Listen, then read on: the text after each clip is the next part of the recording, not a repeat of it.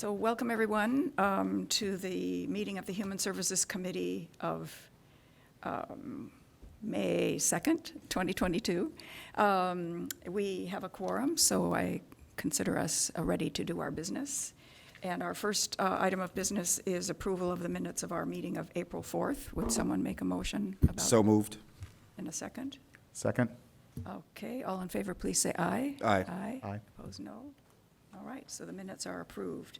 Our first main item of business is hearing about the E-Plan. And I know we do have at least one public comment regarding the E-Plan. Would you like to go first? Yeah, okay, yeah, come ahead.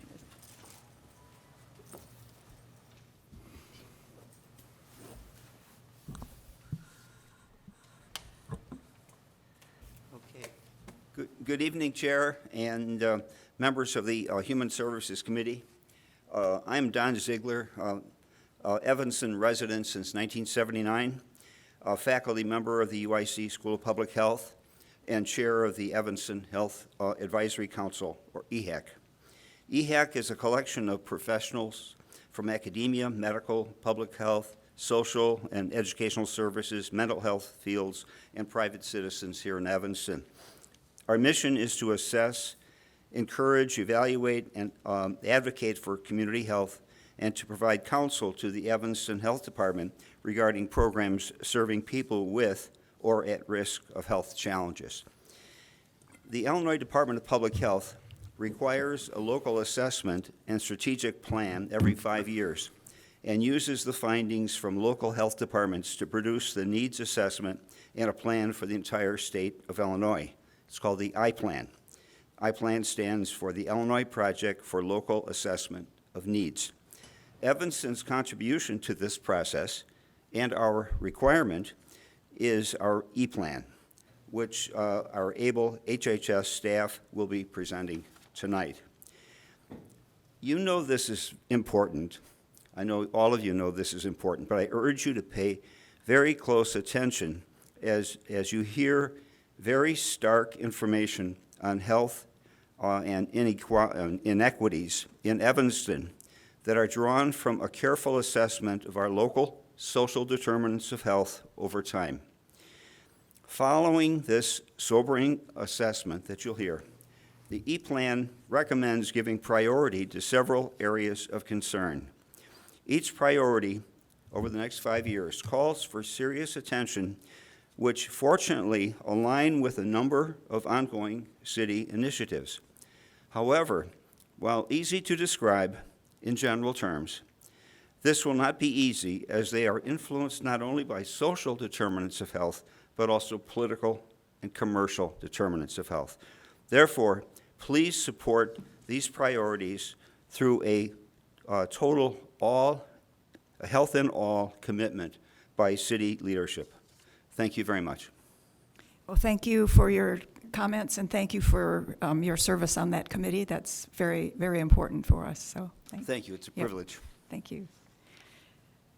So, Ike, shall I turn it over to you, or how do you want to handle the presentation? Absolutely. Are we done with public Well, comments? the agenda calls for public comment after the E-Plan, and I think the other people ready to make comments are on other parts of the agenda, All right, perfect. if I'm not mistaken. Okay. All right, good evening, members of the Human Services Committee. Ike Ogbo, Director for the Health and Human Services Department, and today we'll be presenting our E-Plan. The E-Plan has been a long process. We have been working on this particular plan for the past 18 months. It is a document or presentation whereby you will see matrix, indicators, assessments, and a number of other issues that will be indicated in this presentation. The E-Plan, as we call it here, because it's Evanston, the Illinois Department of Public Health calls theirs I-Plan, is a document where it illustrates the issues or the health priorities that we'll be focusing on in the next 5 years. Not only are we going to be focusing on these plans in the next 5 years, we also have to put strategies and implementations in order to see that these health priorities are addressed. Are they going to be addressed significantly? That's the hope. But it is for us to present to this committee these indicators that we have based on data, and not just data.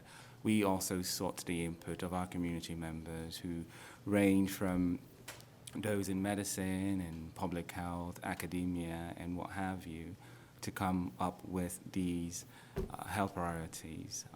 We have indicated 3 health priorities that we'll be focusing on in the next 5 years. Even though the health priorities in Evanston are broad, we arrived at a consensus that these are the health priorities that we'll be working on in the next 5 years, just based on the data that we have and the community input in this process. I would also like to use this opportunity to, if you guys can step up to the podium, to 2 key members at the Health and Human Services Department who've worked on this E-Plan. We've met, I would say, every 2 weeks to work on the E-Plan and fashion a plan on how to actualize what our E-Plan and what these health indicators are. And I would like to introduce Christine Myers, who is our community health specialist. She was actually hired a month or 2 before COVID hit, so she's been with the department for a little over 2 years. And Greg Olson, who's our public health manager, and he has been with the department for over 7 years. You might have exchanged emails with them, but I don't know if you've had to meet them in person, largely due to COVID, and here they are. So, Christine, if you want to take it away. Thank you. Good evening, council members. And it's my pleasure to introduce the findings of our E-Plan. Again, this is the community health assessment that reflects our understanding of health and well-being of Evanstonians and lays out a strategic plan for addressing critical health needs for the next 5 years. So first I want to start off by just talking about kind of how we're thinking about health for this health assessment. So in former E-plans, we really focused on health behaviors and disease conditions. So thinking about, for example, obesity and what caused it. So maybe thinking about poor nutrition or thinking about lack of physical activity. What we increasingly understand in public health and more broadly is that we cannot stop at health behaviors. We need to look at the living conditions that influence our opportunity to be healthy. So we need to look at the built environment. We need to look at whether there's access to affordable, healthy food. We need to look at whether moms feel safe sending their kids out to play at the parks, those kinds of things. And so the things that we've focused on in our E-Plan really reflect the more broad living conditions, physical environment, the social environment, institutions, which drive a lot of the inequities that we see. Another way that this health assessment is different than previous E-plans is that we used to only have data at the city level, which meant we had to stop at just Evanston. And when we do that, Evanston usually looks pretty good. So for example, with life expectancy, in the US, life expectancy is about 78.7 years old. And if we look at Evanston as a whole, we look like we're doing pretty well, where we live to about an average of 82 years. But then when we look at a neighborhood by neighborhood level, we start to see really stark inequities emerge, wherein we have a 13-year life expectancy difference among 2 neighborhoods that border each other. So can you, Oh, I have a question. Yeah. You don't have to stop now, but I'm guessing where those neighborhoods are. Can you just update that to count? I'm sorry. I'm guessing where those 2 neighborhoods are, but my question is, can you just do a follow-up that overlays this with the ward boundaries? absolutely. Thank Happy you. to do that. Yep. And so this is the same life expectancy map that we just looked at placed side by side with our redlining map from 1935. And so, so we see that that area with the lowest life expectancy corresponds roughly with the 5th Ward and our formerly redlined neighborhood in Evanston. And unfortunately, we see in this redlining map a pattern that was set into play a long time ago, wherein we have areas of concentrated economic and health disadvantage. And we also have in the areas in blue and green, areas that were set into play a long time ago of areas of concentrated health and wealth and privilege. So those areas in blue and green were labeled the most desirable, the areas that were most heavily invested in, and the areas where we had high concentrations of wealth. And so even almost 100 years later, we will see a pattern throughout these maps wherein we see often the poorest health and the worst economic outcomes happening in that area that was formerly redlined. And then in areas where we've historically invested a lot, we see health outcomes and economic outcomes that are a lot better. And just to let you know, that redlining map kind of, again, set into place patterns that we kind of continue to see play out. So this is not just historical, these patterns are continuing today, wherein, again, we think of Evanston as a diverse community, which it is, but that diversity is not distributed equally across the city. So we have neighborhoods that are over 90% white, and then we have neighborhoods that are around 10% white. And so now thinking about those broad living conditions that really shape our health and opportunities to be healthy. So median household income is one of the biggest predictors of health and length of life in this country. Again, if we just look at how we're doing compared to the US, we look really good. So in the US, there's a median household income of about $62,000. In Evanston, it's about $78,000. But then, of course, when we look at a neighborhood by neighborhood level, we can see stark disparities in household income. And kind of thinking about how this influences health, we can think about, what kind of housing folks are able to afford, what kind of food, childcare options, medicine and healthcare. And so again, looking at this map, we see that formerly redlined area, median household income is about $44,000, where we have other neighborhoods that are making over $100,000 more than that. Unfortunately, these patterns also play out by race. And so again, looking at that household income for Evanston overall, again, looks really good, but then when we break that down by our major racial categories, we see that actually only non-Hispanic white households in Evanston are doing better than the Illinois and the US median household income. And so in fact, our median household income among Black families is less than half of what white households are making on median. This pattern, again, holds when we think about child poverty. So we have about half the child poverty rate that the US does, but then neighborhood by neighborhood, we have areas where child poverty is virtually non-existent, and then again in that formerly redlined neighborhood, about 1 in 4 children are living in poverty. We can also look at kind of distribution of green space and resources. So this is tree canopy cover by census block. And so we can see that there's areas of Evanston where we have really good tree coverage. And then the areas that are orange show areas where there's potential space for more trees, and so a big mismatch in the land mass with the current canopy coverage. And we see kind of a pattern where Western Evanston, and again, that kind of 5th Ward area, really does not have equitable access to trees, which we know improve property values and improve health in myriad ways. Looking at access to care, we see, again, a very similar pattern emerge where we're doing better than the US. But then when we look neighborhood by neighborhood, we see areas where we have very little uninsurance, and then we have down in the 8th Ward, Census Tract 8102, has a 15% uninsurance rate. When we look by race, we see these inequities hold, with our Hispanic, Latino, Evanstonians having an uninsurance rate 3 times higher than the city average. Then looking at health outcomes, these are just a couple selected health outcomes. These patterns would kind of hold with whatever maps that I showed you.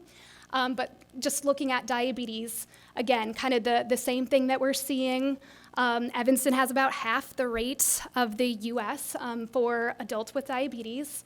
But then again, when we look at a neighborhood by neighborhood level, we see that same pattern of inequities emerge. Mental health, which we know is kind of a crisis at this point, even pre-pandemic, but has been exacerbated. This is looking at adults with who reported poor mental health at least 2 weeks out of the last month. And so Evanston fares a little bit better than Illinois, but then when we look neighborhood by neighborhood, we see a couple things emerge. We see areas with less mental distress, kind of corresponding with our more affluent communities. And then we see high rates of economic distress, both in that formerly redlined 5th Ward area, and then also in the areas where we've got a high percentage of Northwestern University students living. So kind of speaking to the mental health crisis that our youth and adolescents are facing. We can also look at emergency room mood disorder visits. So this is the rate.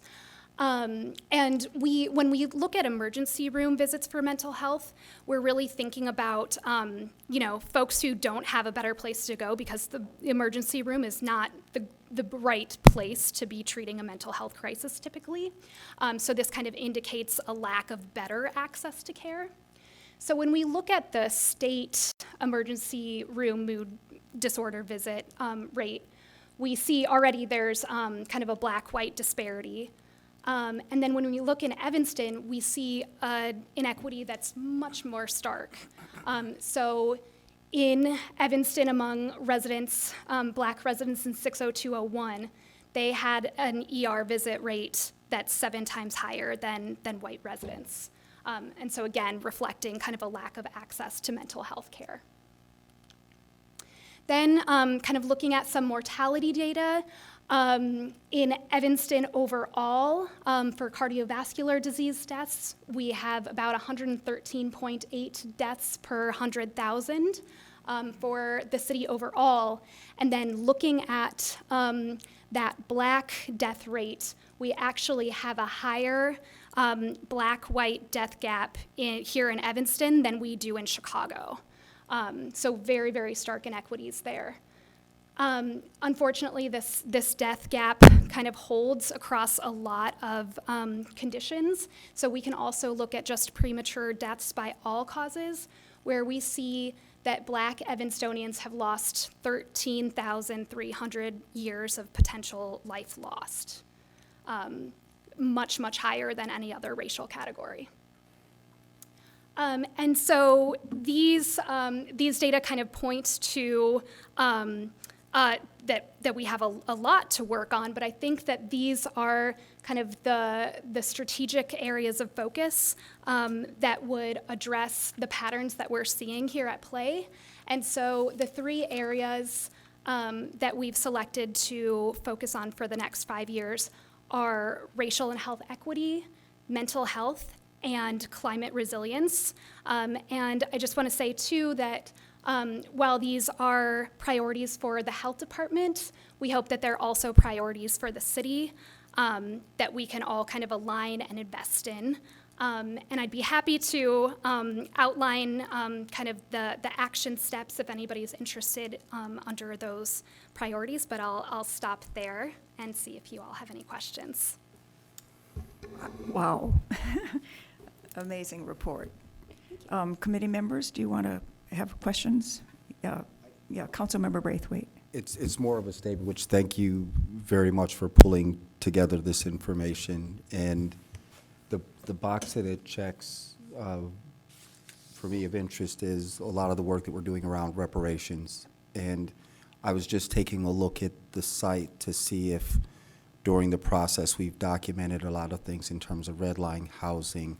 But this is a very comprehensive report, and the news is somewhat painful to receive, I'll be honest to say that, but consistent with everything that we've been hearing. So I would love to kind of fine tune this a little bit to the work that we're doing and add this to the website. And the reason why is it helps us to understand kind of what we're doing, and it continues to validate the work. But more importantly, as I look out at other places under the work of Robin Simmons, who continues to do it through her non-for-profit, this becomes an excellent template that other municipalities can look at in terms of justifying. Unfortunately, we have to continue to justify the work. So thank you very much for all your effort to pull together. Really good job. Of course. Thank you. And I do hope that this assessment really outlines how important it is to invest in any efforts that really build Black wealth, because that Yeah. will build Black health as Yeah. well. And if I might add, Councilmember Braithwaite, this presentation is an overview Right. of what our health priorities would be. There will be a more robust document that will come out of this that will highlight other efforts that we will be incorporating in our E-plan. Reparations is, of course, Yeah. one of those efforts. Yeah. So I just wanted to make No, mention. I thank you very much for your leadership on this, and you're a great addition to the team. Thank you. Councilmember Burns. No, I was just going to say I would like to, and thank you for this presentation. I think you answered another question I had, which is, there's no complete document. This is still in draft form, so that's why it's not in our packet.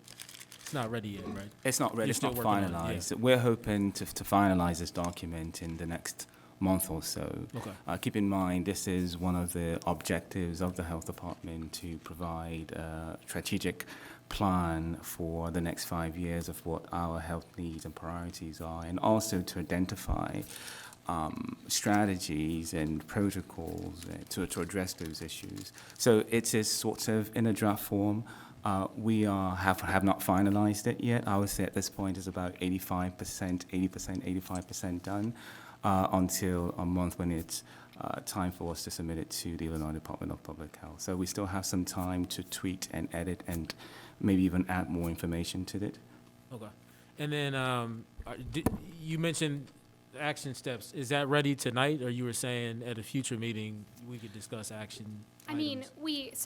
we've started to outline the action steps, and again, they are things like, investing in reparations, investing further in our guaranteed income pilot. I think the Ox and the Evanston Marketplace are great examples of things that kind of fall under that racial equity category. Within mental health, certainly, the living room is an exciting opportunity to support mental health. And then within that climate change priority, aligning with the CARP, and also doing, affordable green retrofits, especially in the Fifth Ward area where we've kind of historically disinvested in real estate. I think that those are going to be key among those priorities, but we can certainly come back and share our full list of priorities as well, if you're interested in seeing that. Yeah, definitely. And I would say the last thing is curious, in doing this research, did the health department come to the conclusion that it needed to change the way it serves, it functions, it operates, it's staffed? Were there any conclusions that you made in that area? Well, like I mentioned, it's quite a robust document. As a health department, we have a few staff who worked on this document. It is not just a document specific to Health and Human Services Department. It is a guideline to the issues here in Evanston. And the hope is not for just the staff of our Health and Human Services to embark on this journey, but for it to be a journey that would be embarked on by community members and the city as a whole. The input provided in this document wasn't just the Health and Human Services input, although we were the organization that coordinated these efforts. We sought input from people who are professionals in the public health field, in the medical field, in the mental health field, to come to the consensus of these three health priorities. So going forward, it won't just be the health department document, and we're hoping that this document won't just sit on a shelf, that what we've identified as priorities and ways to address them will be implemented and things that we'll work on in the near future. Okay, thank you. That's all. Chair, thank you. Councilmember Braithwaite? Just one quick follow-up, Madam Chair, and then also to the Director. I guess my question is, just given the specific categories, I'm curious to both of you if there's anyone on your staff that's dedicated to searching out grants, and if not, is this something that we can assign whether to someone in your staff or one of our fellows just to look and see? I mean, mental health, we're making some strides in housing, we're making some strides, as you indicated, in mental health. But then there are other things that you call out in here that would make for either a more detailed study or just to see if there are dollars that are out there through local, federal, private grants to help in these efforts. And then my other second comment, I would love to have you and your staff come to, I don't know if we have, I'll check with Tashi Kerr just to see if there's time on the agenda to present. I think this would be great for our committee and our community that's following this as well. There are other municipalities that pay attention to our meetings just to share that this work is being done. Absolutely. Thank you. To answer your first question, Christine Myers, our community health specialist, have primarily worked on providing the data that you've seen today. And this is high-level data, so Sure. to speak. More to There come. are also some other data sets that we didn't present today that will be included in the packet that will eventually go to IDPH. As it stands, we currently do not have anyone on staff who works on grants. We know that there might be or are grants out there that we can Right. apply for and get as a certified health department. We only have a few members in the health department who are grant writers, and luckily we've been able to get the grants that we've applied for, a number of them. But there is an opportunity to hire someone on staff who will work on expenditures and acquisition of grants. We're hoping to hire or post that position very soon here. I think Jonathan Webb was our last Yeah, staff person to be dedicated. Yes. He's been gone. I hope that you do pursue that. Yeah, it's been a while. Yes. Thank you. Thank you, Madam Chair. Well, I think I can speak for the committee to say we are looking forward to further information. I think we'd really appreciate seeing what the strategies are. And once you send it off to the state, I think we would like to have ongoing updates about how we're doing on implementing the strategies. I mean, this is hugely important information that you're providing and a really important plan. And we have 5 years to make some headway here, and we'd like to really be a part of making sure that that happens. So look forward to whenever you have more information that's ready for us, and certainly the final report. Certainly. Thank you for your support. Yep, thank you. All right, so next on our agenda then, we have several other people who've signed up for public comment. And I think they're all virtual. So is Evie Russell, are you, or maybe Janet Kirby, since I see your name. Well, let's go with you first.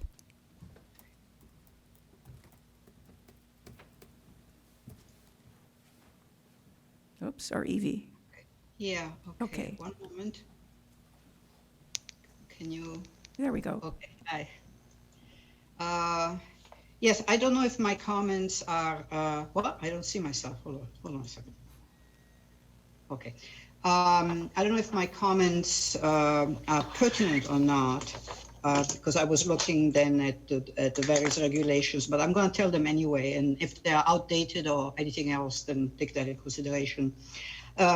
First of all, the report on our health was very interesting. It sort of was curious to, for me, to see how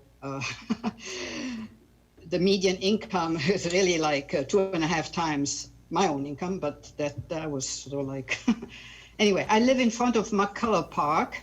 What concerns me most about lifting the ban on park closures at night is if this would include eliminating the existing time restrictions on using basketball courts and playgrounds. The worst offenders due to park noise at night are in the order of sleep interruptions, basketball playing on the court by NU and or high school students, youth screamings on the playground, and last but still disruption after hours, partying or loud conversations in the park. I looked up the ordinance and I see that the basketball court, which is my particular peeve and problem since my bedroom faces the park, is not part of this rule change, but we'll see. Secondly, the suggested or de facto elimination of the existing vague noise ordinance without replacing it with anything better to protect residents is akin to me to remove the tattered, inadequate coat of a homeless person and not replacing it with a proper coat. Finally, I strongly object to Northwestern not being subject to any noise ordinance regulations, since they produce the most noise in my neighborhood. For example, note the arena's chiller noise plaguing Wilmette residents, note the noise and also chemical polluting fireworks accompanying the football scoring, which, by the way, encourages firework usage in our park. According to Canadian Academy Hearing Center, there should be a minimum of 100 feet distance between fireworks and people, which the fireworks in fact rate from 150 to 175 decibel at 3 feet. You cannot equate Northwestern with elementary, middle, or high schools. NU is a corporate beast of a different order. At the very least, there should be noise time restrictions for NU, especially since their night games will only increase as years go by. Residents have a right to sleep at night, enjoy their backyards during the day, and not have disruptive noises shatter their peace inside and outside their homes. Finally, the older persons who have jobs with the NU should recuse themselves from voting on this ordinance regarding NU not having any noise limitations. Noise pollution is as much a health and green issue as chemical or light pollution. Thank you. Thank you. Now, Janet Kirby, are you there? I'm here, but I don't have a comment other than to say that the E-plan sounds excellent. So, but I'm watching and listening. Okay, great, thank you. And then Betty Bogg, were you signing up to give public comment?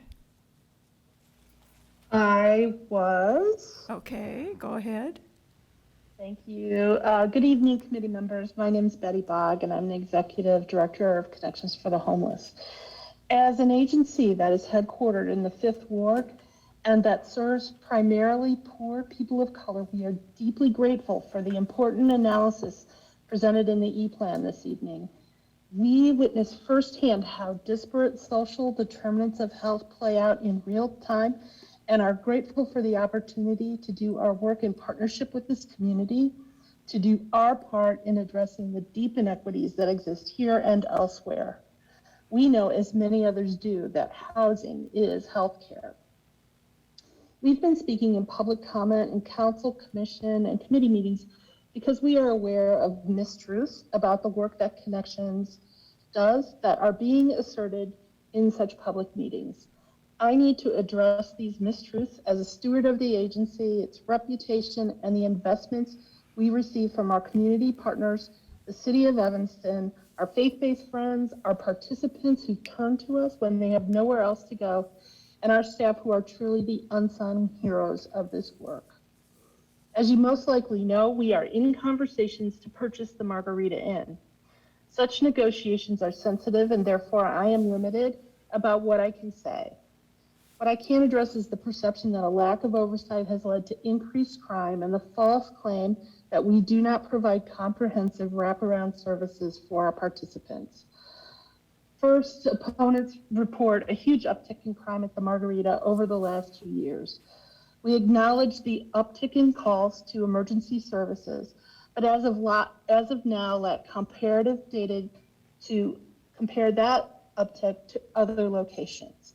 Connections does track all of the incidents that occurred, all of our sites, and we're in the process of analyzing our own data and comparing that data to publicly available policing data so that we can have conversations with a shared understanding of the facts. We hope to compare our reports to Evanston police reports and have scheduled a meeting with the mayor, Councilmember Nusma, City Manager Gandersky, and Chief Eddington for mid-May to review those data. The other disheartening statements I hear are that we lack wraparound services for our participants at the Margarita. In fact, we provide rich wraparound services through professionally licensed staff, trained residential workers, and partnerships with community providers. In addition to case management, our services include on-site physical and mental health care via licensed nursing staff and a mental health professional who provides group and individual therapy. We offer substance use disorder support, employment counseling, and many, many additional supportive services. As always, I welcome the opportunity to discuss Connections work at any time with you or any community member. Thank you. Thank you. And I'd like to mention two public comments that we received by email. One is from Ann and Tom McMahon, and they are addressing the question about the park closure. They would like to express their serious reservations about that proposal, which would allow people to be present all night in city parks. They live near Lighthouse Beach and the adjacent city parks. There is already considerable trouble being caused by people in those park areas after and before 11 p.m., especially during warm weather. The proposal would make matters worse. Moreover, the proposal would encourage homeless people from Evanston and elsewhere to use Evanston parks overnight and to set up permanent or semi-permanent camps. This makes no sense, and they basically endorse the objections that were included in the memo from the Parks and Recreation Board. And then we have another very brief email from Jerry Fuller. He also wants us to know that he is not in favor of repealing the ordinance that prohibits overnight use of city parks. So, assuming that's the end of people who would like to make public comment. All right, then we're ready for the rest of our agenda. Oops, there we go. So next is approval of the 2022 funding allocations for case management and safety net services. And I guess could we have a motion to put that before us? So moved. Second. Okay. And I guess we have quite an extensive memo in our packet, and staff is here to answer questions if anybody has a question about any of that information that was in our packet. If you want to take a moment to find that part of the packet. It laid out pretty clearly, I thought, the rationale for the allocations and the services that those organizations are going to provide. I have an unusually quiet committee this evening. You're right. Just move with efficiency. I love it. Okay. Are you looking for an action? If there's no questions for staff and no comments, then we're ready to take a vote. All right. Yep. Then all in favor of the proposed 2022 funding allocations for case management and safety net services, please say aye. Aye. Opposed, no. Okay, then we've got that taken care of. Then next is ordinance, this is item HS2, ordinance 44-0-22, deleting Title 3, Chapter 11, Section 8, about photographers transient of the city code. So do I have a motion on that item? So moved. And a second? Second. And any comments from committee?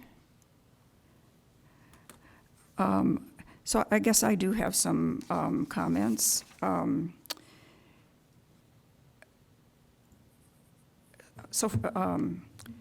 At the meetings of the Lighthouse Landing Complex Committee, we regularly have conversations about the steady stream of photographers coming to the Lighthouse area, the Harley Clark Mansion, for wedding photography. And when they show up to do their photo shoots, they're there for an hour or more. Between the months of May and October, they are there pretty much every day, and on the weekends, you get more than one photo shoot for a wedding. When they're there, and particularly when they're around the lighthouse area, which is a very small outdoor space, these photo shoots do pretty much dominate the whole area. So if you're just a regular park goer, there's no room for you there at that point. So if we do eliminate this one part of the code about transient photographers, I would like to make us aware that we do have another section of the code. It's in the Parks and Open Space chapter of our ordinance. I have my notes somewhere. And there we do, this requires permits of anyone who wants to do motion pictures or still photography, and it requires application for permits if these events are going to take place on public property. And so I guess I would like to have us heighten awareness in the community that if you're going to want to do these big photo shoots in our parks, that you do get a permit. The permit in that part of our code is a $75 permit, which seems pretty reasonable for someone who's going to dominate a park for an hour or so.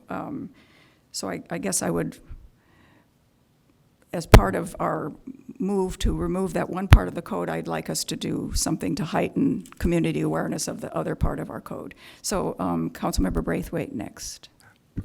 Thank you, Madam Chair. And so coming into this, I read it, and I always ask that silly question, like, what problem are we trying to solve? Mm-hmm. And I feel like I'm missing something.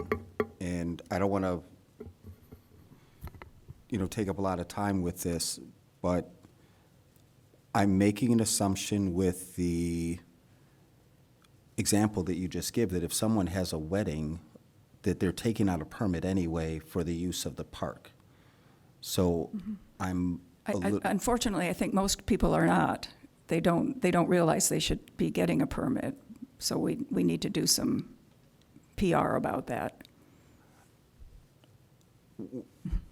I would be surprised if someone plans a big wedding, whether it's the Rose Garden that we own or I don't know other parks and locations. I'm more familiar with the Rose Garden, that someone would plan a wedding of any size and magnitude. Well, this is not the wedding itself. This is the showing up to take the photos of everybody with you. So the bride and the groom and the flower girls and. So it's just like me coming down with my family to take a picture at the lakefront or something like that. Right. You show up in your big limousine, you unload everybody, you do a whole bunch of different artsy photos, and you're there for an hour or more, is what we're talking. It's more than an informal kind of thing.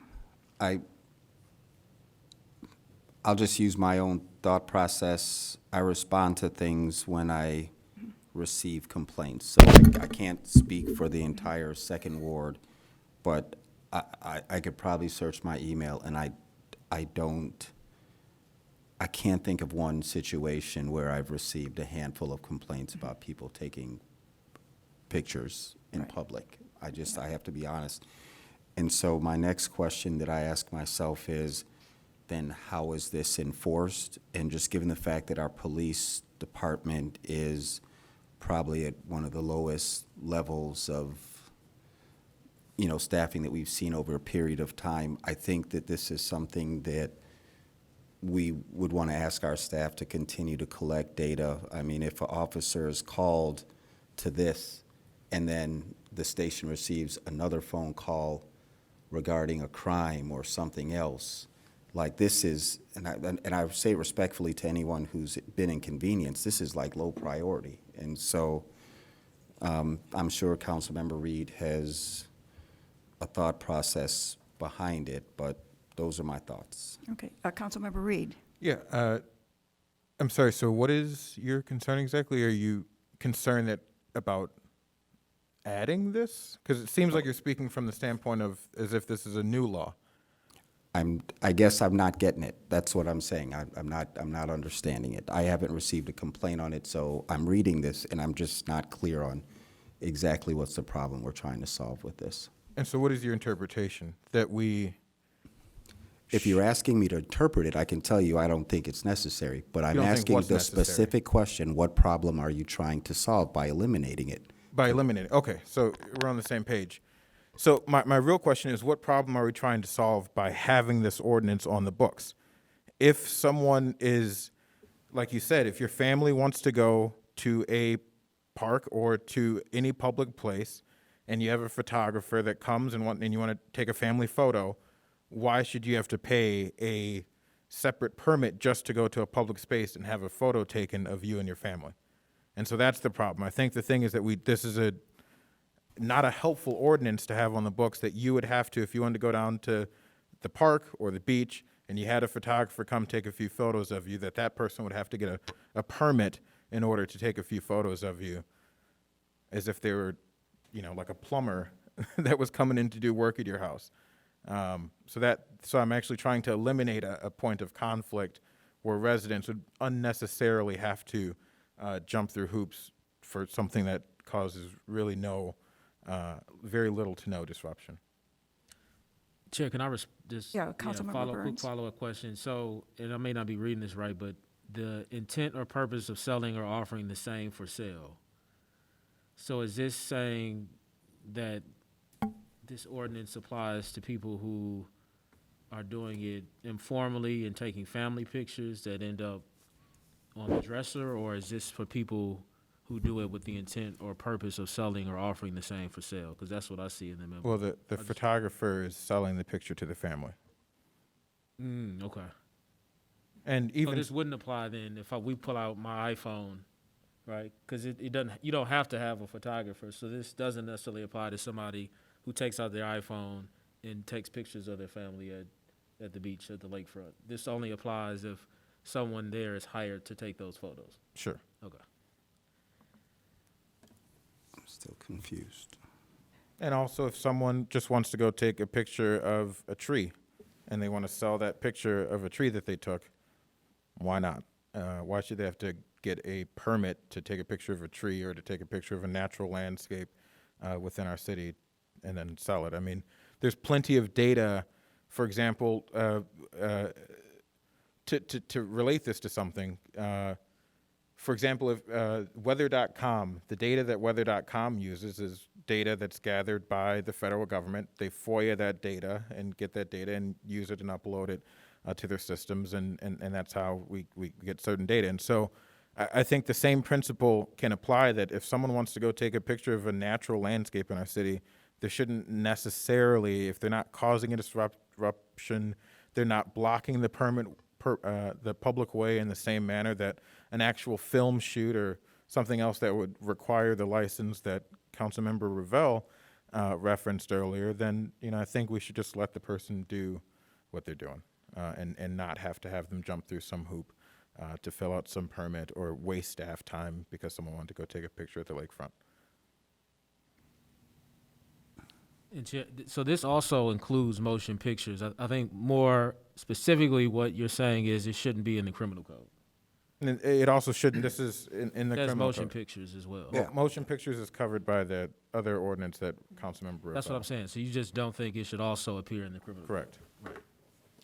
Now, the other part of our code, so when a company comes to town and they want to do, film for a movie, they often bring in lots of cars and trucks, and they work with the parking department to get the official approval to be able to basically take over a block in the neighborhood, and that's covered by this other part of the code.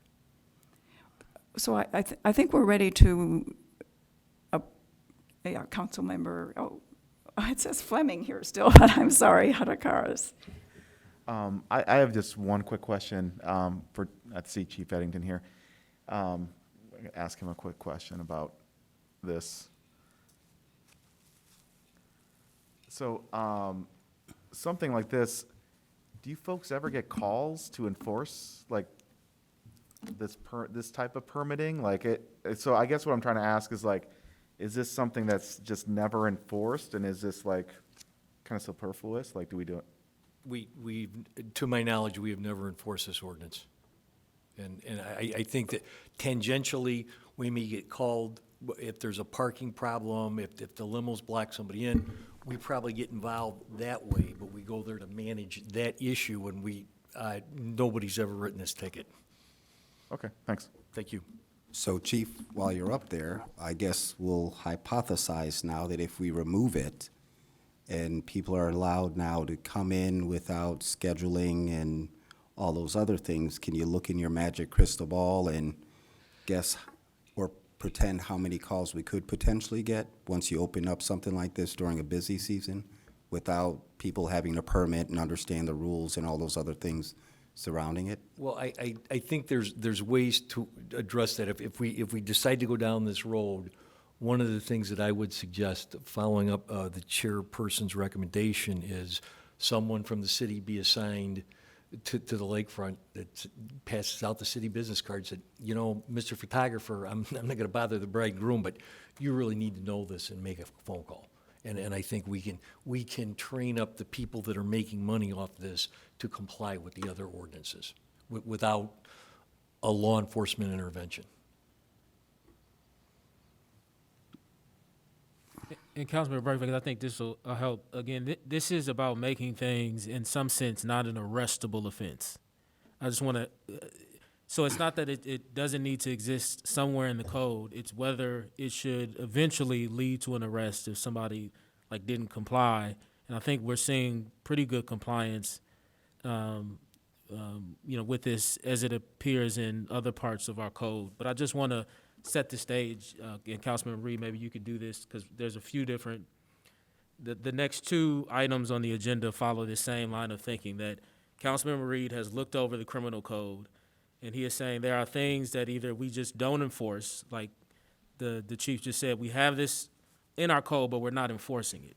Not because we think that if it wasn't there, all of a sudden there's going to be this great rush of people taking photography. That's already happening. But that it exists and it really serves no function because we don't plan on enforcing it, don't enforce it. And so it's really just this exercise, both for this item on the agenda, but also I think the next two is trying to clean up the code and get rid of things that really don't have a place anymore in our code. So I just want to set the stage, and Councilman Reed, you might do a better job than me, but hopefully that helps some. So I think I'll leave it at this, and I don't want to take a lot of time discussing it. We just a moment ago heard a brilliant presentation given by the health department that I think that outlines areas that we can all wrap our head around. And I'm fine to hear that, I asked for it to come before reparations, and I think that's our responsibility. We can take the vote to move it forward. I'm just saying, I don't see this being a problem. I don't receive, I can tell you all the phone calls I receive, but this does not even scratch the surface. It's something that I don't even know the purpose of it, discussing it, just to be honest. So if we want to just move this forward, and I'll vote, and then we'll take up more time at council and see where it goes, I'm fine with that. Yeah, well, it seems then as though nobody is arguing that this is important to keep in our city code. So, Good okay. point. So are we ready to vote? Yeah, then all in favor of ordinance, let me just see, where were we? Can I ask for a roll Ordinance. call? Beg your pardon? I'm asking for a roll call. A roll call? Okay, sure. A roll call then, please.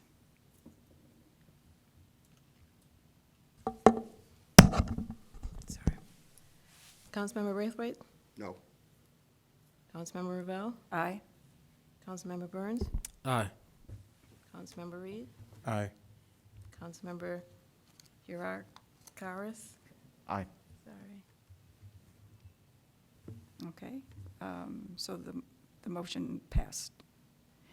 And it will go on to City Council. Then we're ready for item HS3, Ordinance 46-0-22, deleting Title 9, Chapter 5, Section 2, burglars' tools from the city code. Do I have a motion So moved. and a second? Okay, any discussion from the, yes, Councilmember Reed. Yes, thank you. This is following that same line of thought of cleaning up the code. The issue that I find here is that when you read the law, it says, "It shall be unlawful for any person to have in his or her possession any nippers of the description known as burglars' nippers, pick lock, skeleton key to be used with a bit jimmy or other burglars' instruments or tools of whatsoever kind or description, unless it is shown that such possession is innocent and unlawful." Number one problem here is, it's kind of, civil rights 101 is that you are innocent until proven guilty. And this law is framed as though you are guilty until proven innocent. And there are plenty of innocent, non-illegal reasons to have these tools. When, you Google nippers and you'll see a picture of things that look very similar to something you'd cut maybe your dog or your pet's nails with. There are plenty of tools that are owned, that are normal tools that could be used in a burglary, but are not burglars' tools. And I think there's a reason that stuff is in quotes, because there's burglars, nippers, I don't think is a real thing. And so that's one. And then secondly, there is a state statute that is similar to this, but constructed constructed to me in a way that comports with our Constitution more, where it says that if you are in possession of these burglars' tools, that it is unlawful to be in possession of them in the commission of a burglary. So it requires that you are doing something illegal in order to be found guilty of possessing these tools. And so it's a much clearer standard than this, having to prove yourself innocent on the street, presumably, because you have to prove that such possession is innocent. So essentially on the street there, you're trying to convince the officer who's playing judge and jury whether or not your possession is lawful, and whether or not you want to be charged with it. And so the state statute is pretty strong on this. It allows us to charge folks. It's a felony. The state statute is a felony to possess these burglar tools in commission of a burglary, and I think that is sufficient. Chief Eddington, would you like to give us a perspective?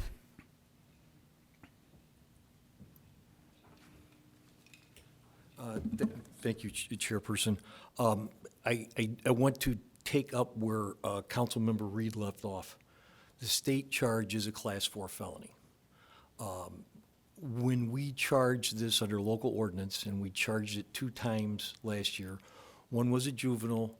That juvenile was adjudicated out of the system. He served his, he satisfied the Audrey Thompson and her diversion crew that he had made amends for what he did, and so this doesn't exist. If we, on the other hand, charge a Class 4 felony, start rolling fingerprints, it's an entirely different outcome. And I would suggest that our use of this comports with the state statute. In the 2 citations that we wrote in this time frame, it deals with the actions that the individual was engaged in. going up, looking in cars, pulling car door handles, prying a door shed, a door of a shed with the pry bar that he had. And so we're applying that state level training to this situation. We're not, we just don't arrest people because they happen to have tools. That's not how this works. And so I don't see us misusing this. I don't, if there were 200 arrests, okay, but we're talking about 2. And I'm extremely confident in our officers' ability to apply this appropriately, where in the case of this youthful offender, I think that completely complies with what the council has set forth in its alternatives to arrest. We're trying to do something that inflicts no lasting harm because a young person made a mistake. And so I would prefer that we have the latitude to use this option currently. And if there are any other questions, I'd be happy to answer. Okay, Councilmember Braithwaite. Thank you, Madam Chair. And Chief, if you could stay. So here is something that I have received phone calls from seniors, residents who have had their house broken into, that have had their cars broken into, vandalized, and I'm sure if we were to ask the chief, he could probably provide much data on this. Even today, there was a divvy bike that was not returned, so I'm sure if we go down that path, maybe that was stolen as well. Chief, you mentioned alternatives to arrests, and I was going to bring that up, so anybody can look at this information online. In all the juvenile and adult offenses, I don't recall seeing any pattern of arrests that involve someone just having tools in their possession, so I would agree with that statement. My concern is, and again, I get it, but if there isn't, unless someone shows me some data that says there have been kids, and I would love to know if there's any resident out there that was on their way to work with their nippers or skeleton key, any other instrument or tools that were falsely arrested or felt that they were harassed by the police, then yeah. But again, if we don't have any evidence of this, these are the things that, if there was a problem, we move forward. But I think for our police staff, there are wonderful things they do, and there are other things we wish they would do better. This is not something that I've received a lot of complaints, and I'll just leave it at that. Thank you, Chief, for your response. Councilmember Burns and then Councilmember Reed.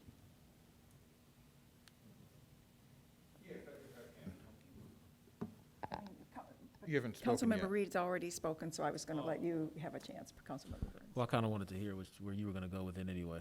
Is that okay, Chair? Go right ahead. Go ahead. Okay. Yeah, well, yeah, thank you. So I appreciate the example that you gave there, Chief Eddington, about the juvenile. So you're saying that this juvenile who was charged with this local ordinance was also burglarizing a house or a car or some other... Yes, he was engaged in activity other than carrying the tools. So he was, okay, using these tools in a commission of a crime. Yes. Okay. And to that, Attorney Ozarigbo, did I pronounce your name correctly? Yes. Okay. The city of Evanston, do we have the power, under home rule authority, it is my understanding that the city does not have the power to regulate a felony. So good evening, members of the committee. Deputy City Attorney Michelle Ozuribo. So you're asking under home rule, can the city regulate a felony? Yes. So our Evanston Police Department can make arrests for felony. No. I'm saying can the city of Evanston regulate? So my understanding of state law is that the state is the only authority that has the power to regulate felony offenses, and that a municipality, even with home rule status, cannot create a law pertaining to felonies. Right, the felonies would be dictated by a state statute, which is the case here. Okay, so are we saying that the city has a tool to say, all right, there's a state felony charge, for example, with, right now, any, carrying any amount of psilocybin, which is becoming legal and other, which is commonly referred to on the street as mushrooms. So psilocybin, which is illegal in many places, is and becoming legal in some places now.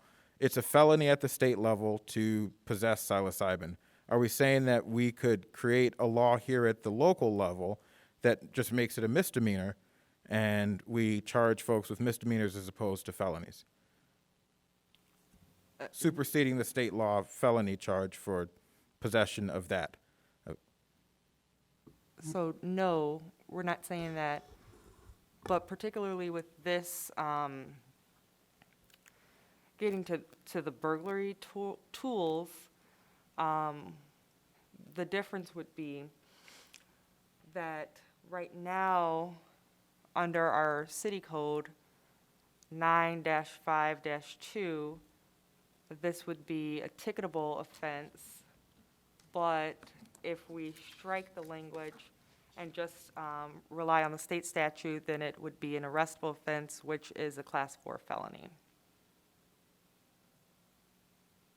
So, huh? I don't think, that doesn't, so it seems as though what you're saying is that it is possible for a municipality to create a law.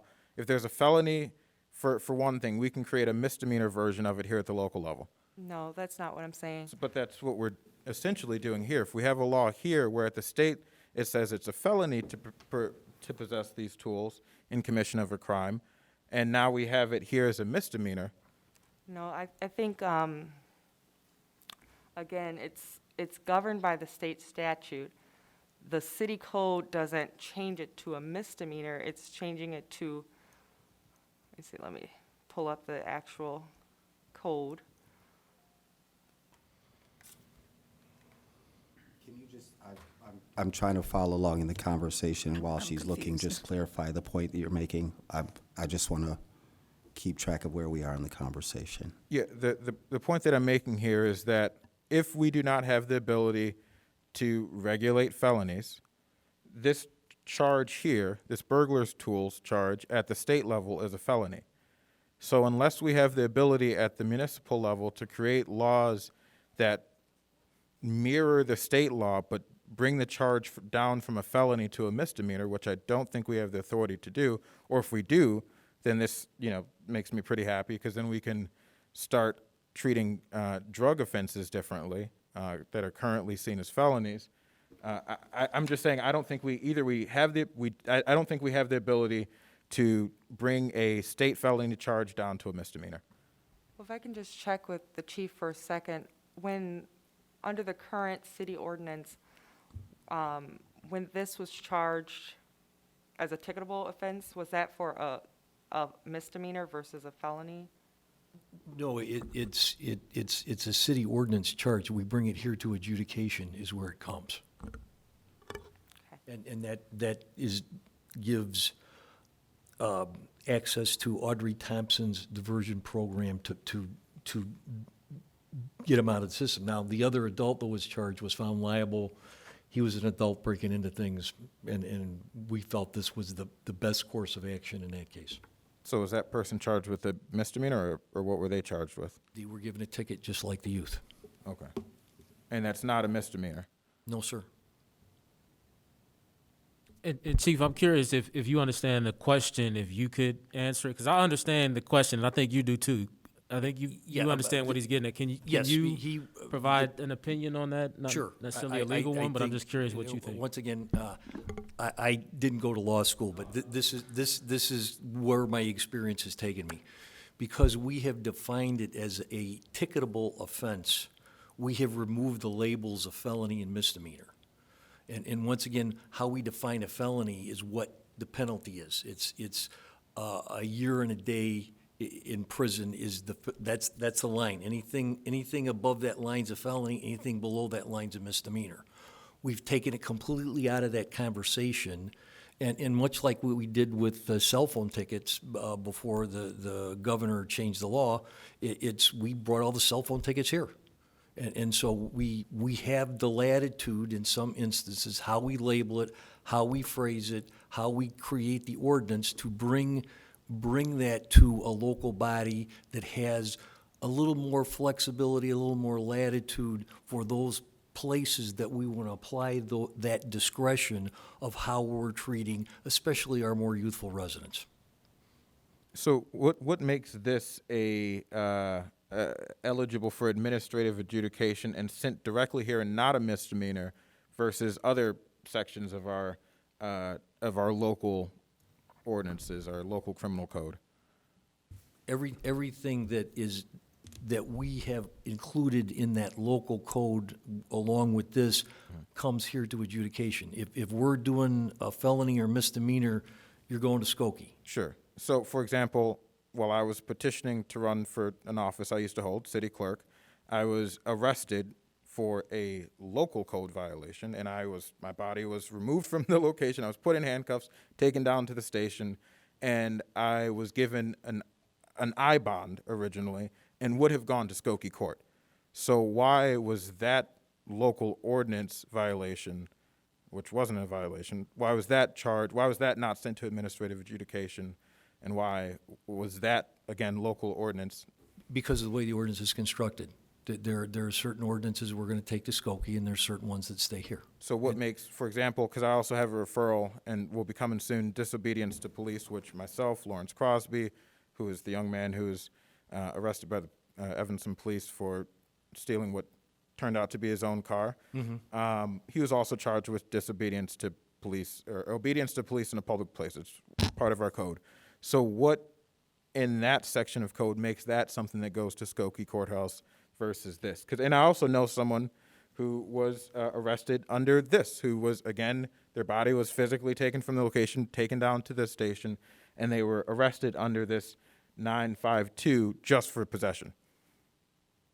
And I would have to look at the specific facts of that circumstance to answer why they were removed from the location. If we're in the middle of a burglary investigation, I wouldn't find it unusual to bring you to the station. We're sorting this out. There's still things to do. And so I think that back to your original question of which ones go where, it's how the ordinance is constructed.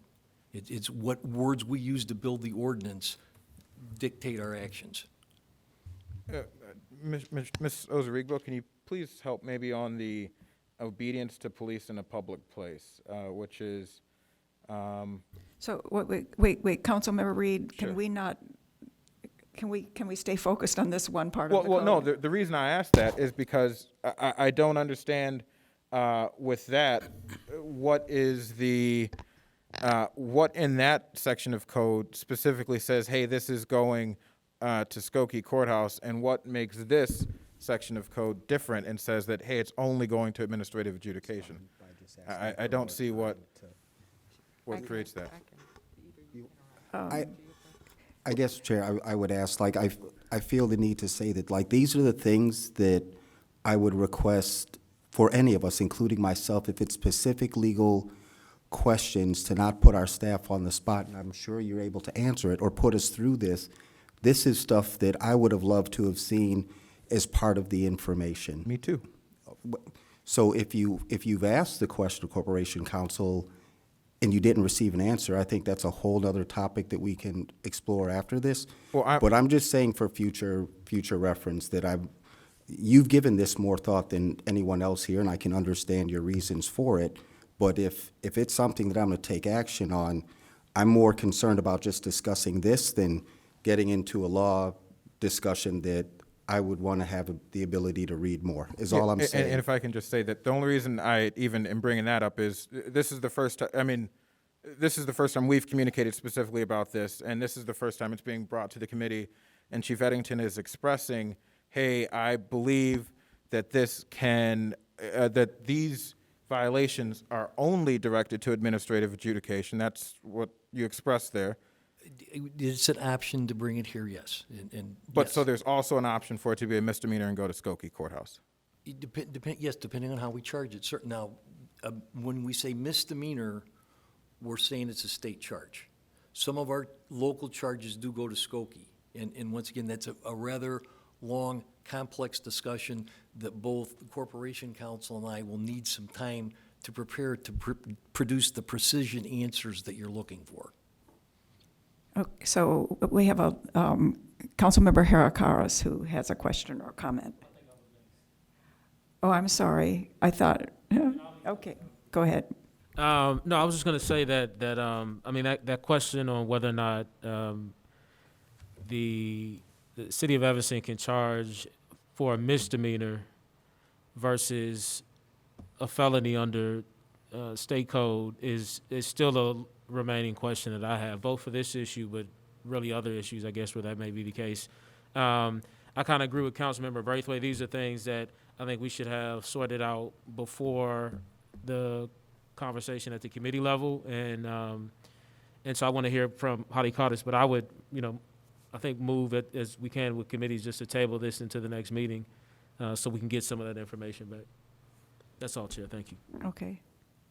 And yeah, my comment is, so I'm not a lawyer, obviously, but when looking at like the ordinances and comparing it to the state ordinance, I think we should maybe take a look at changing the language instead of striking the section where instead of saying unless it is shown that such possession is innocent and for a lawful purpose, when you look at the state code, it says, with intent to enter that place or with intent to commit therein a felony or theft, which kind of Puts puts the burden of like, you don't have to prove yourself innocent. So I think that might make more sense. Maybe we hold this and look at rewriting the language. Yeah, so if I can just jump in, I'm certainly happy to do that and rewrite the language. My ultimate goal is to have, to move things that we don't need out of the criminal code, and also to make sure that we are criminalizing less folks. And so if, in fact, not if, I'm going to take Chief Eddington at face value, it is good to have a local option. I don't think this wording of a local option does us any benefit, and so I'm happy to have it reworded that would create that alternative to the state code. But this opens up a whole new window. If in fact we can say, hey, there's a felony that exists at the state level, but we can create a local code version of that no longer makes that a felony. There's plenty of things that I'm, interested in doing that would do just that. I mean, we could essentially would have the home rule authority to make it so folks aren't incarcerated for drug offenses, and damned to be what the state felony charges are for that. But we could create our own local diversion program that would supersede that, which I don't know if that's possible. But if that is what we're saying here, then I'm happy to explore that. Thank you. Well, it sounds as though we need to give Chief Eddington and our legal staff a chance to put their heads together and give us some direction on this. But Councilmember Braithwaite. And I'll be brief, Madam Chair, and just to the new members, Councilmember Burns, while you were in the office, you attended many of our alternative to arrest committee. And the conversation that we're having right now was a conversation that we had that involves, like, Chief, you attended a few, you sent your team. We're talking hours over just 2 or 3 issues. That's how complex this discussion is. And I think the way we wrap things up, and I would encourage you to have a conversation with the chief or with someone from our legal department. A lot of these one-off issues, I want to be mindful, I'm not labeling this one-off, but a lot of the issues that you're bringing up, even this evening, were discussed in alternatives to arrest. And at that table, we had our legal department, we had our police department, we had members of the community, we had representatives from the NAACP organization, we had Northwestern Legal covering these exact issues. For over 2.5 years, we met to discuss this. And so I would share with the members of the committee, because I don't want to portray an image of not caring, but I will say definitively that we've covered this work. And when he says that these are things like there's a mechanism to deal with it, we've done that work. And more importantly, I think we've left it with our staff in the will that if something like this comes up for future reference, if you have a complaint, that it does give the chief the authority with the legal department to manage these things administratively. So I want the public or anyone who's watching this to leave with the sense that this work has been done at great length. In fact, I apologize, Councilmember Ravel, you were part of that Right, discussion yeah, as well. yes. Pardon me for not mentioning your name, as well as former Councilmember Fleming was a Right. part of the discussion as well. So it looks like there's enough people that want to hold it. We'll discuss it at a later date, but I do think it's important that I would encourage you or others that feel strongly about this to take the time offline to speak directly with our staff to understand what's in place to catch these measures. And so, Chief, thank you very much, and to Michelle, thank you for your representation of the law department as well. So would anyone like to move to hold this or table it or? I'm happy to make that motion, Chair. I will just say that, you know, we can't take the approach just because, I don't think this in particular has been discussed in the past, but we discussed reparations back when Alderman Lionel Baptiste was here. And so just because something was discussed in the past doesn't mean that we just give up and we say we wash our hands of it and not have a fresh lens and a fresh view with new information to look at things. But anyhow, I will move to hold item HS3, ordinance 46022, I'm sorry, table ordinance 46022 to our next Human Services Committee, and the goal is to get information on the stuff that was asked earlier during committee. Is there a second? Second. And I get a motion to table we need to vote on, so could we have a roll call, please? Councilmember Braithwaite? Councilmember Ravel? Aye. Councilmember Burns? Aye. Councilmember Reed? Aye. Councilmember Gerard Karas? Aye. Okay. All right. And now we're ready for items for discussion, and this is about ending the park closure and police intervention for mere presence at a park. The staff is looking for direction from the committee. Councilmember Reed. So moved. Well, I guess. I think there's nothing to move. I think we're The discussion, supposed to but that's fine. discuss it, right. Okay, so this is also a referral that I made in a similar vein. Again, this is looking simply to end the criminalization and the practice of, or end the fact that on our books, folks, someone would be allowed to arrest someone in a for being in a park after 11 o'clock. I think this is a quality of life, as we heard earlier about, you know, the importance of green spaces. If, you know, we often get out of council at midnight or after 11. If one of us wanted to take a second and walk into Ingraham Park and decompress because we had a tough meeting, I don't think that should be illegal. I mean, if someone works at Target or Food for Less or some large, big, or any business, and they get off at 11 o'clock or 12 o'clock after, again, a long shift, and they would like to decompress peacefully at a park, I think they should have, folks in our community should have the right to do that. There are a number of concerns raised by the park board. One is Ms. Thompson on the call, or is Ms. Audrey, is she available? Is Audrey available? Audrey Thompson? I don't think She's she's the director available. of park, okay. So, you know, there are a number of concerns raised here by the Parks Board, which these conversations took place, from my understanding, under Director Hemingway. But it says that there's no precedent for any other municipality or park district not having park closing hours. And for example, our national parks, you can go to Yosemite Park at any time, day or night. It's many of our parks in Washington, D.C., many of our national parks are open 24 hours. Their parks are open 24 hours. Recently, for example, in Paris, which is known for having very restrictive access to their parks, recently changed the policy to allow Parisians and guests to occupy their parks at the night. So there is precedent for other park districts and municipalities not having, closing hours. There's no compelling reason to have 24-hour park access. Again, I would say it is, given what we just heard earlier from our E-Plan and about the importance of access to green spaces. One, there's a public health, concerns that could be positively impacted by folks having access to parks. I think there's a strong case to say that there may be a violation of rights for unnecessarily restricting access to a public space if there is no significant government interest. Going down the list, parks and green spaces need time to rest and recover properly. I not too sure about that. I can't find any data or science or anything that's backing that up to say that, someone being inside of a park somehow, I don't know.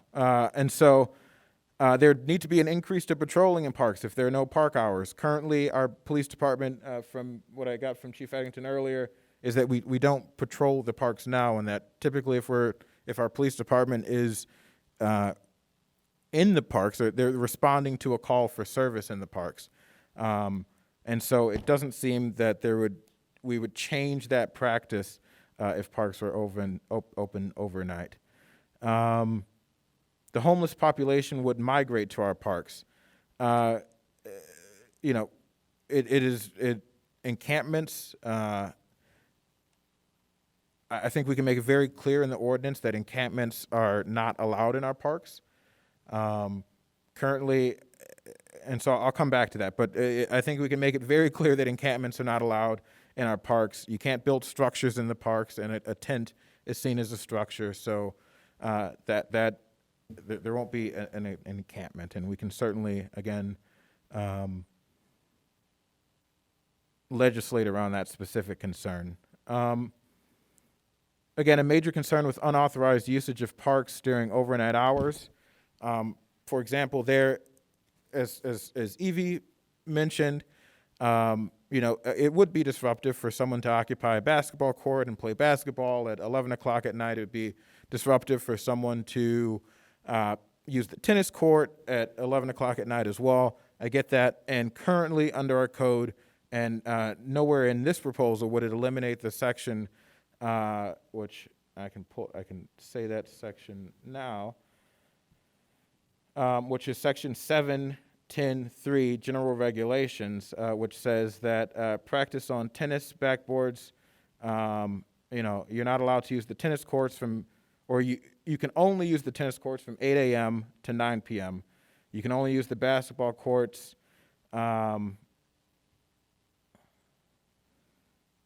for similar to hours of play. Use of basketball courts, it's permitted between the hours of 8 a.m. and 9 p.m. as well. So currently the use of the courts is limited currently, and if we need to adjust something to make clear that the equipment is also, and as we add a skate park to make sure that it's clear that the skate park, that the ramps and whatnot can't be used after 9 p.m., I think we can include that here. But the real goal, and then just to finish on with the list, so there still would be regulations about use that we don't want, unauthorized use. And then noise being made in the parks, folks congregating and noise being made in the parks. We will still have noise ordinances that will still be able to be enforced.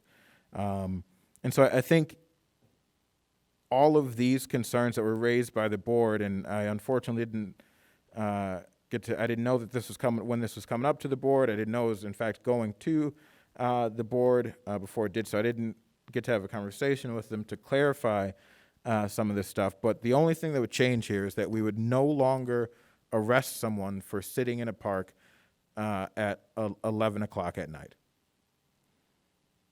Councilmember Braithwaite. Thank you, Madam Chair. I feel like I'm a broken record this evening. And again, I throw out the question, what are we trying to solve here? My comments are brief. I think I can speak for myself that I pay attention to our staff recommendations only because they get paid to think Point of beyond. information, this isn't a staff recommendation. I pay attention to our staff's recommendations because they get paid to think beyond whatever ideas that I can come up. So I just want to point out, because I did get a couple of phone calls from this, I do receive a lot of phone calls because of Crown and Mason Park and other areas around town, that there's a reason that we have ordinances that dictate the time that they close. I don't want to go through the reasons, but it's spelled out very clearly in our memo. And I would say that for the times that there is an issue of importance on Parks and Recs, there's typically a staff email, so if that didn't happen, that's something that we can always look into. I want to draw to the attention of anyone who hasn't had a chance to read the packet. There's details that support the recommendation. There are some arrests that I see. We don't really know what those details are. I'm sure you can follow up with the police, but here again, through the police department, the work of alternatives or to arrest, that there are C tickets that are given to residents who, for whatever reason, break the ordinance that's in place. The other recommendation that I have for you, Councilmember Reed, is I think things like this, when you have such a strong staff recommendation against it, is something that one would want to explore closely to staff before it comes to our committee, even for discussion. The other thing that I want to notate is I think it's important for things like this to socialize from your other peers. Had you given me the courtesy of a phone call, I would have told you that I get a lot of complaints from my residents regarding the use of the park after a certain time, because that involves, for safety reason, that involves lights going on. So I receive complaints, and I'm sure, I don't know if anyone else, maybe I'm speaking only from what I know, but when lights are on, residents complain. When there's noise and activity at the park, residents complain. I've read in the Evanston Now that the concern would be it would invite more homeless families there, which creates a whole nother host of problems that I don't think we're ready to respond to. And then my other, recommendation for things like this, I don't know, I think that I could predict that something like this would cause a little stir in our community. I haven't received any phone calls or emails that say that, yes, I'm in support of this and this is a great idea that you should pursue. It's the opposite. And so you have wonderful ideas. And all my suggestion is that I've learned by vetting them, whether through a ward meeting or through organizations that pay attention to the friends of the parks of whatever, that's when you're going to get good feedback before we, discuss it. And then the other thing I do want to be critical of is you made a reference that I wrote down, connecting this to the detailed work that our staff presented. Those are real numbers and statistics. Like, I would much rather, and not to be disrespectful, talk about those issues at a follow-up meeting in depth in terms of that impact that we received in terms of wealth gap, health, whatever the case may be. This is something that definitely needs to be flushed out a little bit more. And so I am not ready to support this moving forward, and will request additional research, maybe going back to the park board to get a better understanding of what their concerns were, and then seeing if you'd want to rethink this approach. Thank you, Madam Chair. If I may respond, if no one else is seeking recognition. Okay, Councilmember Burns. Did this go, I know the park board, Parks and Rec Board provided a statement, but did this go to the Park and Recs Board? Or did it come straight here? So initially, the referrals committee sent it to the Parks and Rec Board, and then subsequent to that, Councilmember Reed submitted a whole package of referrals that all seemed to kind of deal with the same kinds of issues. So this issue got folded into that new packet of referrals. So it kind of ended up going to two different, it ended up going both to Human Services and to, but initially to Parks and Rec. I mean, I'd probably support the original vision then to send it to Parks and Rec. Well, but, so we did, and they. Oh, this they- did go ultimately? Right, I yeah, thought no, you said they it didn't. Okay. talked about it, and They- that's It's in what, the that's where packet. this memo came from. Oh, they did discuss it, okay. What I will say is, and Councilman Reed, correct me if I'm wrong, but I don't think the version that we're discussing tonight went to the Parks and Rec Board. I think what went to the Parks and Rec Board was kind of an all-out, you know, to completely remove, As if facilities would be open and, Yeah, you know, basically we'd to- have to staff parks. to completely cut out the current ordinance that would then allow all the things that are enumerated in the code, which is a bunch of stuff, lounge, loiter, anything. So I think what we're hearing tonight is that between the time when this was heard by the Parks and Rec Board and now, Councilman Reed is open to, you know, excluding things or continuing to prohibit things that I think were the chief concerns of the Parks Board and community members that have reached out to some of my colleagues here. Nobody has reached out to me about this at all in any direction. But everything that you just mentioned, Councilmember Braithwaite, I think is covered by where Councilmember Reed is at this point. Again, the noise, the concerns around our homeless population, and camping in the area. I think that's why he said that we could still prohibit encampments, and we have a noise ordinance, and we can still prohibit use of play equipment, basketball courts, et cetera. So it'd be interesting to have them hear that where we are now and see if the recommendation changes any. Right. Well, if you look at the memo from Audrey Thompson, the introductory paragraph says that they discussed removing the very language that Councilmember Reed is proposing. So I do think they saw a similar language as came to Human Services. But, oops. She's She there. is. Yeah, she did come in. I wanted to let I you don't- know. Right. What I'm saying is what they looked at is, it says, amending portions, parks and operation that would strike the provision that makes it unlawful for any person to use, occupy, play in, lounge about, or loiter in any play or playground or building. That's everything, right? Like Well, that's the language that we're proposing to strike. right, and I think that's changed now. Well, to be clear. Or really to rewrite the language in a sense, to prohibit certain things that would address the concerns. People are concerned about the homeless population, camping in the parks and beaches if this were to occur, if this were to be struck.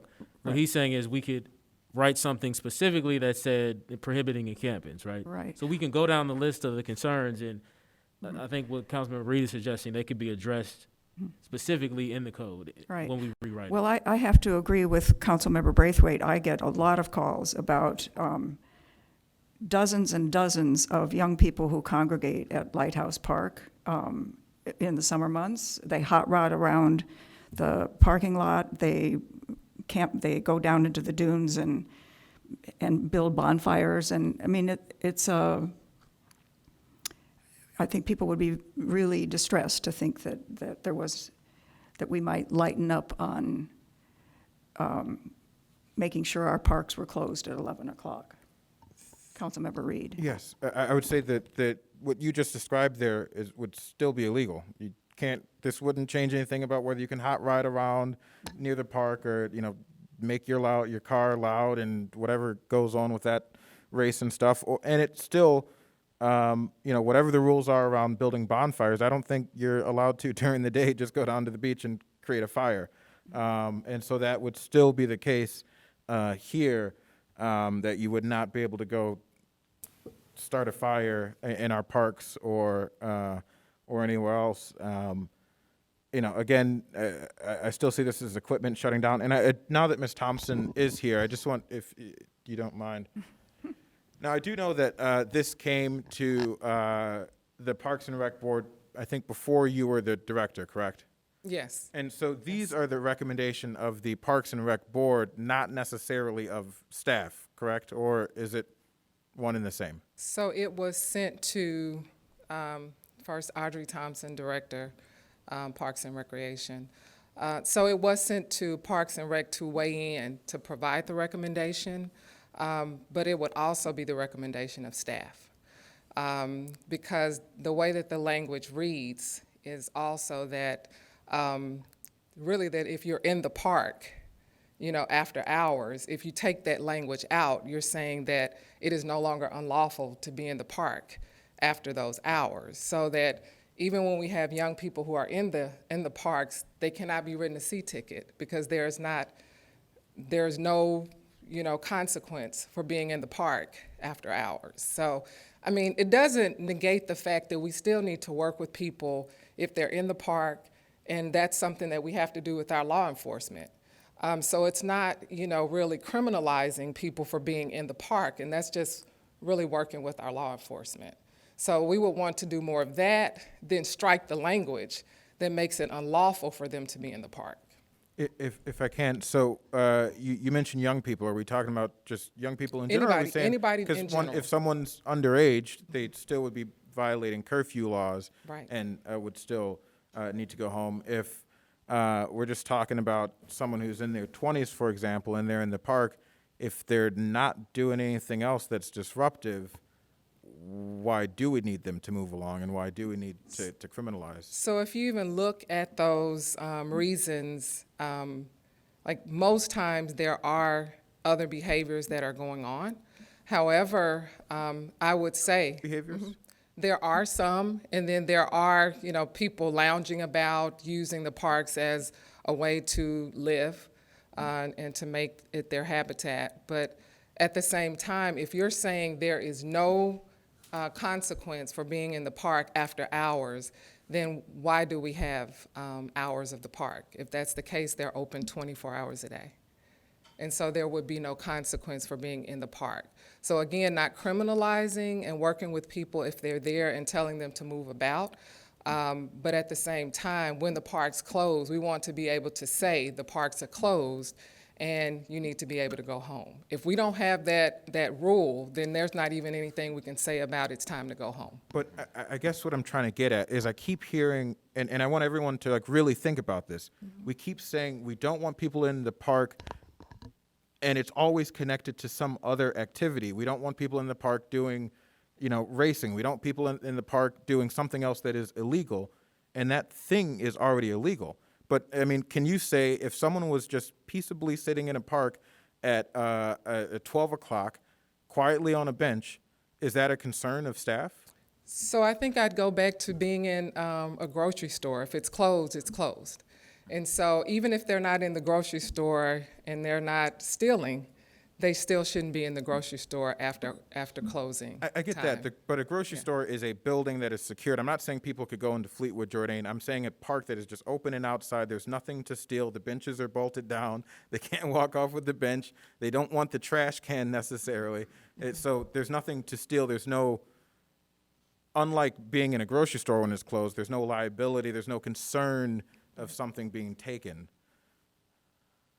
But even if they're not taking anything when the grocery store is closed, we still want to say, hey, it's 10 o'clock, the grocery store is closed, move on. If we're in a park and if there is no rule about what time the park closes, then there's no reason for us to say move about. And I mean, it is very dark in some of our parks that do not have lighting. And so we can't say in this park it's okay to be in this park at certain hours. There are parks that I wouldn't want anyone to be in after hours when it gets really dark and there are miscreant behaviors that go on in the park from someone else that may not even be with that person who's just, kind of hanging out in the park and not doing anything that's, illegal. So I still wouldn't want a person in those parks when it gets like 2, 3 o'clock in the morning. So, I mean, the parks are closed. I stand by the recommendation of the rec board that we close the parks at the 11 o'clock hour, and that's it. Now, that's just my recommendation. Of course, council, has every right to change that rule. Thank you. Councilmember Braithwaite, you've had your light on. I'll just wrap up by encouraging those that are paying attention to this conversation will read whatever's reporting. I think it's helpful. I'm a parent, and I've had to raise kids that have gone through all development stages of their life and into adulthood. And I do support this recommendation, and I'm going to encourage people who have experienced, things when their kids are in the park, or parents who have called me, emailed me when people sleep in the park and wake up at Penny Park and they're ready for their kids to have daycare, and there's someone sleeping there with bags and behaving in a very aggressive manner, to reach out to Councilmember Reed and just share those stories. The rules exist for a reason, and I think similar to an expansion of what the director said, then it creates a whole nother need for staffing. And there's crazy stuff that happens in a park. Penny Park, for example, and I don't think I need to share, but I will. Right before we rebuilt the park, Councilmember Reed, there were dark spots in the Clark, as the director indicated, and under that we found beer cans, condoms.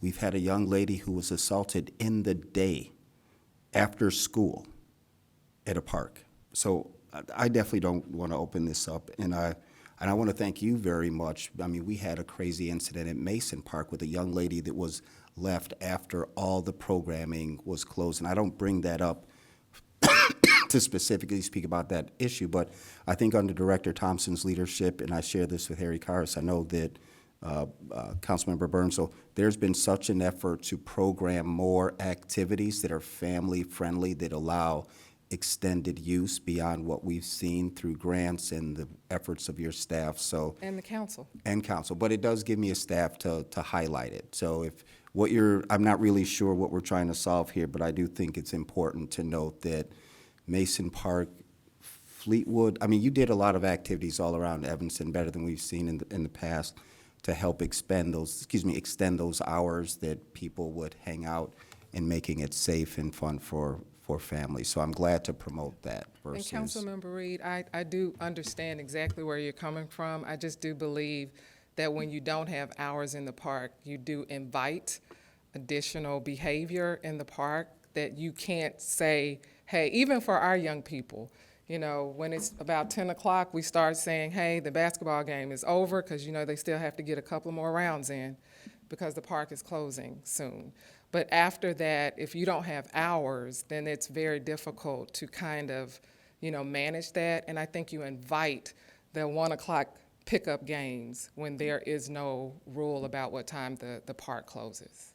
Just, if I may, I want to just reiterate one more time, everything that folks keep saying is a concern is already against the law. And even the basketball courts close separately of this at a certain time, and we'd still have that tool to say, hey, the courts are closed. I will, I'd love to make a recommendation to send this back to the Parks and Rec Board. I don't think that, again, this is before your time, but I don't think that adequate information was provided to the board at the time, particularly looking at what some other municipalities are doing around keeping parks open. I don't think, I don't think we even understand, for example, a chief cook or someone who's, when an officer arrests someone, or someone who's prepared. My interpretation of the code right now, for example, the concern about the homeless encampments, is that seemingly under our code, it allows for encampments now. So it seems as though if I wanted to pitch a tent in front of City Hall for up to 10 days, under our code, would be allowed to do that seemingly. And so What part of our code says that? here I can, Never mind. yeah. Never mind. That doesn't sound like a good idea for anyone to do, so. I'm not saying we should, but I'm saying the concern that if we were to remove just this section that says that someone can sit in a park peacefully, that all of a sudden we're going to have, folks like court scholars coming and creating encampments in our parks because they feel like there's some loophole. Well, they're not doing it now when, seemingly, again, in our code, someone could pitch a tent in front of City Hall for up to 10 days, and that would be seemingly allowed by code. Right, let's not get too far afield here. So, I mean, I'm here with Councilmember Braithwaite. I think I'm not interested in pursuing this. I think we've heard from the Parks and Rec Board. We've heard from Parks and Rec Director. I'm not worried about suddenly finding homeless encampments in parks. I'm concerned about even small groups of people starting to what's okay at 10:30, a group of people sitting and talking and having a good time, and then at 11 o'clock, the neighbors want them to go home so they can, have it be nice and quiet. So I'm not thinking about necessarily wild and crazy behavior. People need to be able to count on peace and quiet after 11 o'clock. So I'm not interested in asking Parks and Rec to look at this again. I'll just say 6483 is permitted temporary use regulations, and tents in non-residential districts are allowed there for 10 days. I get that that's not your concern, but the reason I think that Parks and Rec should look at this is, again, I do believe there's a more nuanced legal question to examine too, given that there's a 2017 Illinois Supreme Court case where Chicago, because of the protest that took place at Grant Park during the Occupy movement, where folks did, stay in Grant Park beyond the 11 o'clock closing hour, and to skip, kind of forward, what the Supreme Court determined there is that they eventually did dismiss the cases. They allowed the city to charge folks with being in the park after 11 p.m., but because it met a threshold, which in Chicago they said was a significant government purpose, Chicago says that they clean their parks and maintain their parks overnight, and thereby that is their interest in keeping people out of the parks because they are cleaning and maintaining the parks, and that's their significant government interest. In this instance, I've gotten confirmation from our Public Works Department and from Ms. Thompson's department that we do not deploy staff to our parks overnight to clean our parks. And so I do think specifically that nuanced, legal argument should be looked at to see if we are creating a law that is that violates folks' rights. And I think our law department should look at that. I think. So would you like to make a motion so we can Yes. see whether there's committee support for this? I'll move that this be referred back to the Parks and Rec Board for further discussion. Is there a second? Second. Can we have a roll call, please?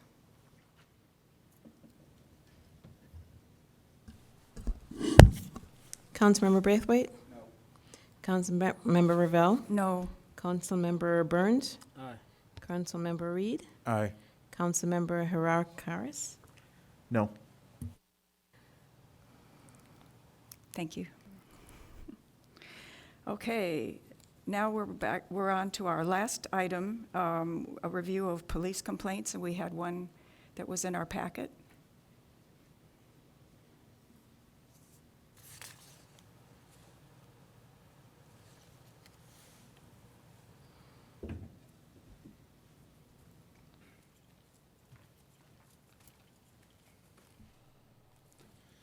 Good evening, Chairperson. Good evening.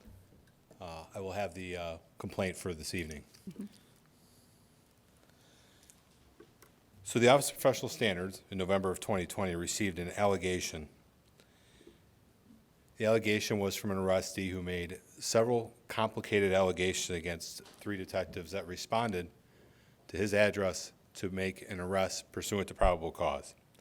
Some of those complaints were they stepped on a prayer mat and disrespected the prayer mat and his religion, that they did not have probable cause to make an arrest. He was inadequately Mirandized, denied access to an attorney, denied access to his medical medical attention, and his medication. He also believed that some disrespectful comments were made during the contact.